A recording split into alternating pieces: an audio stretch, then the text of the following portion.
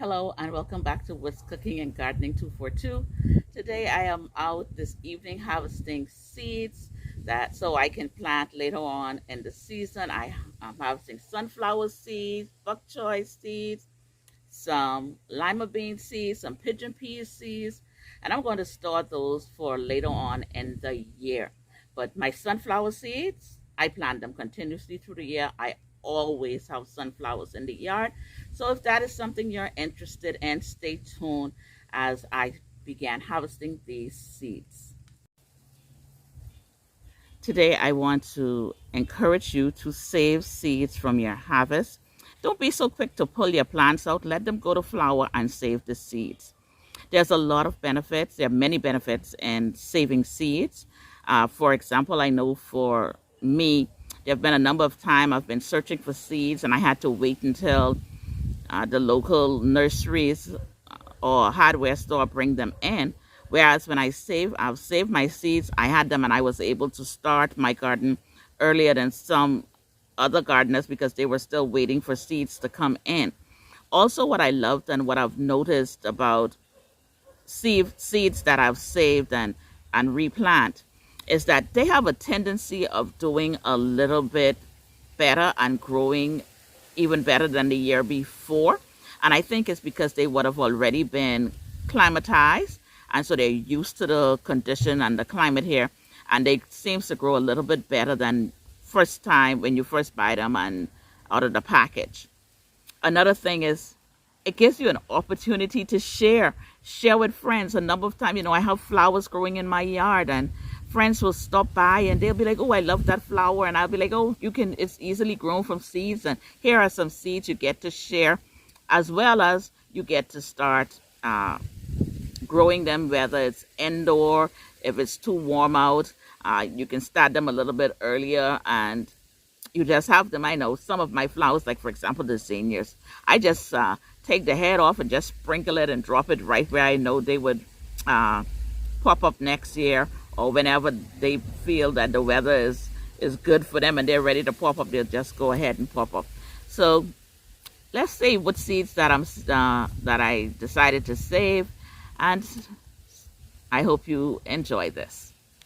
Now I'm going to be harvesting some dill seeds. Oh, look at those babies. Oh, I don't want them to drop in here. Oh, they're so tender. I don't want them to drop off. Can you see that there? You can see that. These dill seeds, this is what you make tea with. You can also grind these and use these as a seasoning in your food. Okay, here now what I'm doing is harvesting some of these. These are very small seeds. These are the bok choy seeds. I do is just want to drop them in the bag and let the seeds drop in the bag. But give me a few seconds and I will show you exactly what inside these seed pods look like. Pigeon peas. You can actually cook these, or you can just save the seeds for next year's harvest or next year planting. There's still a lot of seeds on here, but I just want to make sure I secure some. And the rest of these on here, I think I'm just going to let them dry, and I'm going to cook with those ones. So if you just take this pod, I'll show you what the seeds look like. I hope you can see.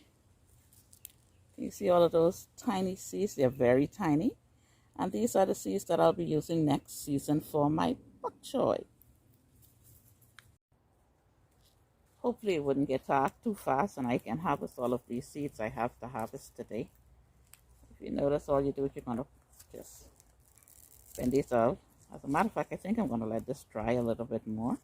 So I'm going to harvest it and I'm just going to let it dry a bit more. I'm noticing that it can take a little bit more drying.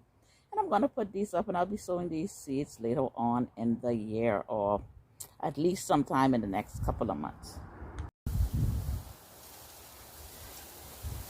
So here are my lettuce seeds. Well, these are the flowers, and there are some seeds in there.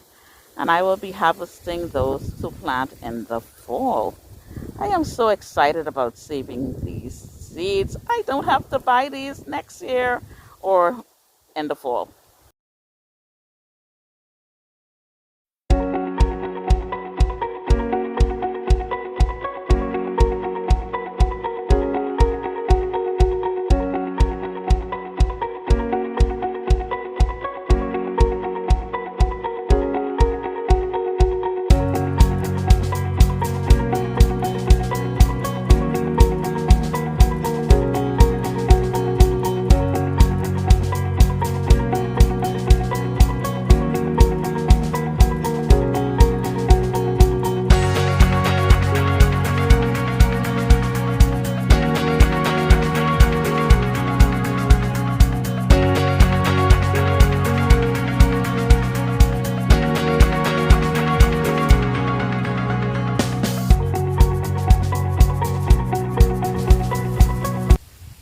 Hello, now let's see what all seeds I was able to harvest. From this year, I have some sunflower seeds. I was able to save me some dill seed. Look at that, a whole jar. I probably make some tea out of that one as well.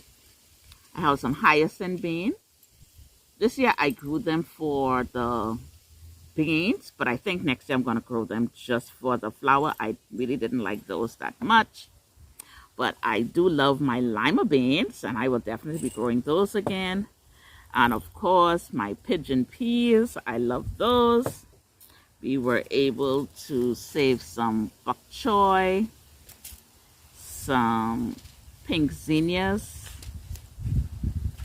some blue tea flower. I'm beginning to enjoy this tea, and I enjoy showing it off with my grandson because he loves when I pour the hot water in and it turns like a bluish color, and then when I add the lime it turns purple. So he loved me making the blue butterfly tea for him, and also some lettuce. So I have mixed lettuce in here.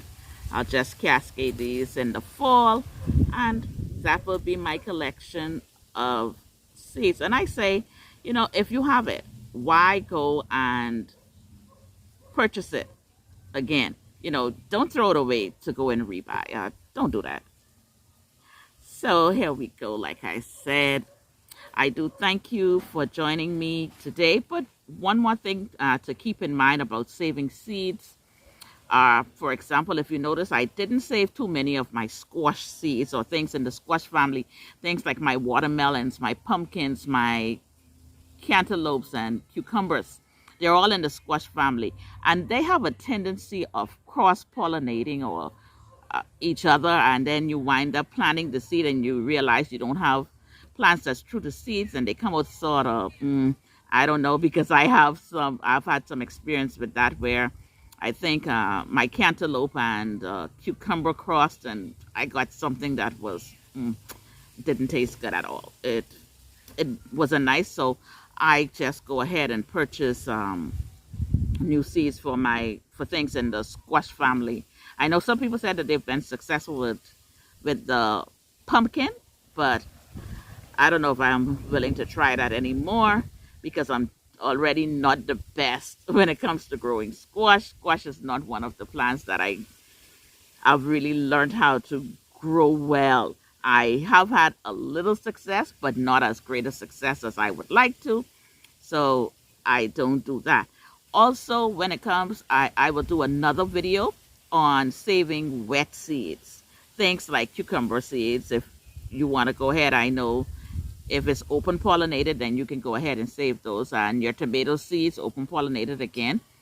I'm going to show you how to save your tomato seeds as well, or any wet seed, pomegranate, star fruit, things like those. I will show you how to save those seeds in another video. So that's pretty much all I have for you today.